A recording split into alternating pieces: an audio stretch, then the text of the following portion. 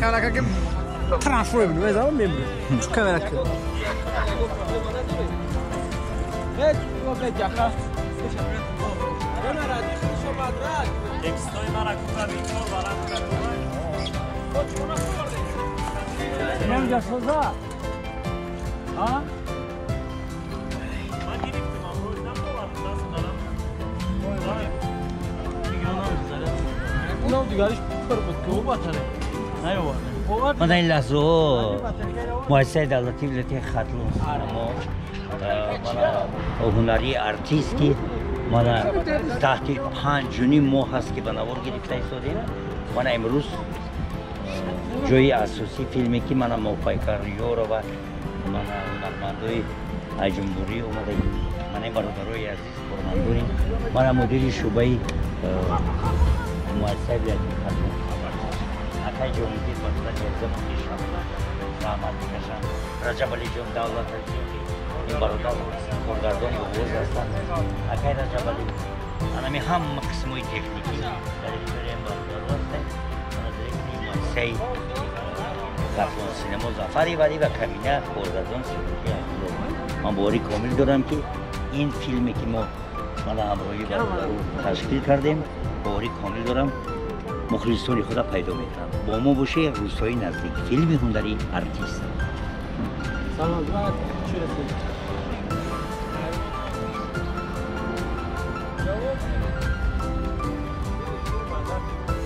انا که چیم بس که بعد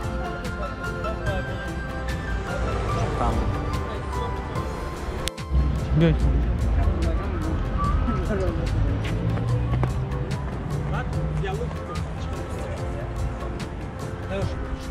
Ami gerçekten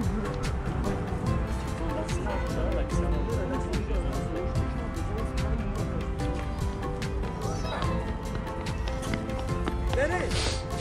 Amcan, Safa, motor, silah بیا نایستی موتور سویر رو میگیرین گپ میزنید صحنه عشقان کادر 1 دوبل 1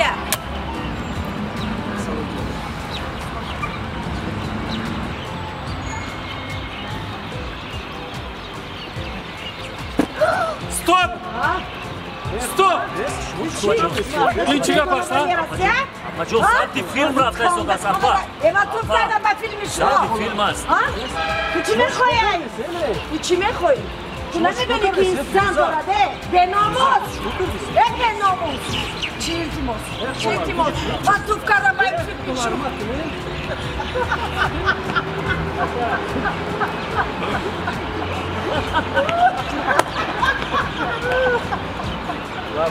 ها اون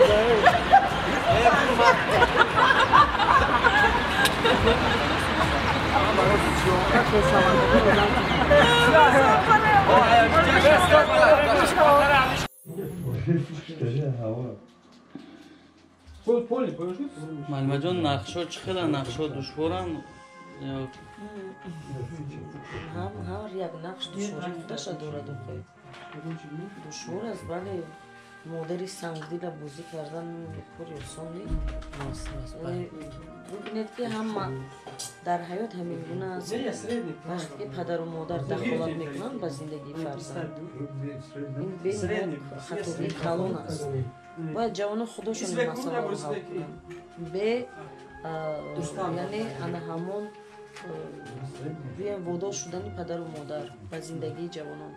این سلسله فیلم هم درباره همین است که چگونه مادر زندگی دخترش رو برای همین روزا بله به حیات همین روزا همون به نهایت نزدیک است و این پرابلم خیلی جدی است و فکر میکنم بیننده وقتی که این سلسله فیلم رو بیند اول خصوص پدر و مادران باید خطاگی خود رو آشکار سازند و بفهمند که دخالت کردن به زندگی جوانان این کاری نادرست است. نه میدونید یک چیزی هست که حاضر تماشابین ما رو فریب کردن خیلی و خیلی دشوار است چون تماشابین ما حاضر نسبت فیلم های تاجیکی ما نازک شده هستند. یعنی ببینید وقتی که سلسله فیلم ها در یوتیوب کانال ها می روند بسیار آنها خواهش دارند که برای چی در تلویزیون پخش نمی شود و خرسند از آن هستم که خطلون سینما این عهده رو گرفت و بچه‌ها سلسله فیلم حاضر آماده میکنند. یعنی با دستگیری البته که حاکم شهر با دستگیری حکومت جمهوری تاجیکستان سلسله فیلم گرفته شده است و کار شروع شد. و یک چیز دیگر است که شاید بعد ختنان سینما وقتی که سلسله فیلم میگیرد هوسمندا در تلویزیون های پایتخت زیاد میشوند که دست به سلسله فیلم زنند. شما که این کار رو آغاز کردید و کار شما بنهایت میدونید من با ظفر 1 سال 2 سال چندین سال همکاری دارم با همین گروه بچه‌ها و این کاری که شما میکنید احسن گفتنی هستم و شکر هم کردنی هستم که با یک گروه جدی همکاری دارم با بچه‌های جدی و خوشبخت از اون هستم که میدونید در سلسله فیلم یک نقش دارم باز هم مادری ظالم باز هم نه مادر ظالم شده نمیتونه نه البته برای وقت فرزند بله برای وقتی فرزند خودش ولی هست راههای نادرستی مسئله حل کنی مادر نادرست است. چی گفتنیم؟ ختنان سینما یکمین شده سلسله فیلم رو آغاز کرد و این هم ایدئولوژی است. یعنی وقتی که توجه مردم ما نسبت فیلم های ترکی زیاد است ما باید این رو پیش راهش رو گیریم. برای چه؟ برای که ما نیز تاریخ خوب داریم، ما نیز بیم اگر رمان‌های خوب داریم که میتوانیم آنها رو سلسله فیلم کنیم. بسیار است. فکر میکنم سلسله فیلم های ما از سلسله فیلم های ترکی هنرمندای داریم که حتی از اونها ما یکم کمی نداریم. هنرمند هست خوب فضا برای بنیاد کردن همین خیلی کارو هست. بله خیر برای ما بسیار هم یک فیلم برداری ملکه آغاز گردیده است یعنی که سلسله فیلم برای ما بینی باید حاضر یک وقتی لحظه‌های نوآورداری است و بعضا دشواری ها هست. با این دشواری ها نگاه نکردن همه همین دشواری ها رو ما پس حساب کردنی هستیم و با تمامی حاضر این آغاز است، آغاز سلسله فیلم است. حاضر باز در میدان های نوآورداری در کوچه و در خیابان ها بسیارتر آغاز میگردد.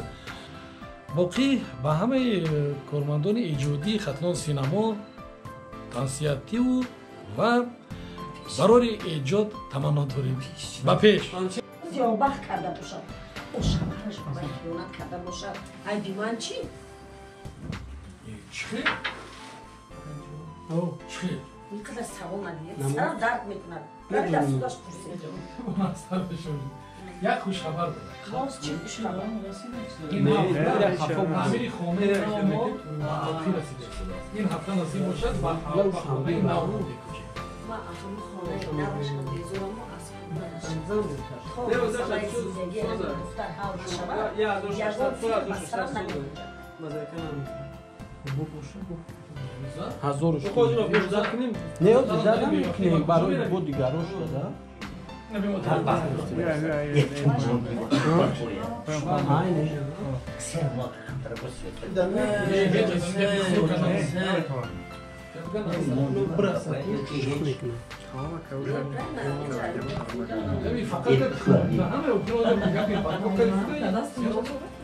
تمام شد رفتی. اگر بپیچون کی دولت پیچون وقتی اپا میگه پیچون براش میزنه. چه فیروزه؟ حرکت خوب چی شد؟ تینجی؟ تینجی خوب یا پتیش برای چی سر درو بسته؟ فشارم بلند شد. باز با فکری چی رفتی؟ باز فکری چی رو کردی؟ فکری دخترت بود. دختری من چی شده؟ چی بشد؟ بالای این همه غمخوری هم؟ من گوش که تو همیجان هم بگیریم بعد با چی اومدش میکنیم؟ ترتیب شده؟ образ забудро ки духтарҷон ки камтараксист гирия дада تاخکاف میشه سر همون را دوست میداری این کارو کردی سه برای ترسوندن همو آیت تمام شدیم دو گریسه بریم این مسئله حل شود. زوم نالال سه. یا سر بدرین نکه. یا بدرین سر بدرین. آیا با. من نخورم همین اوماش خورم چی.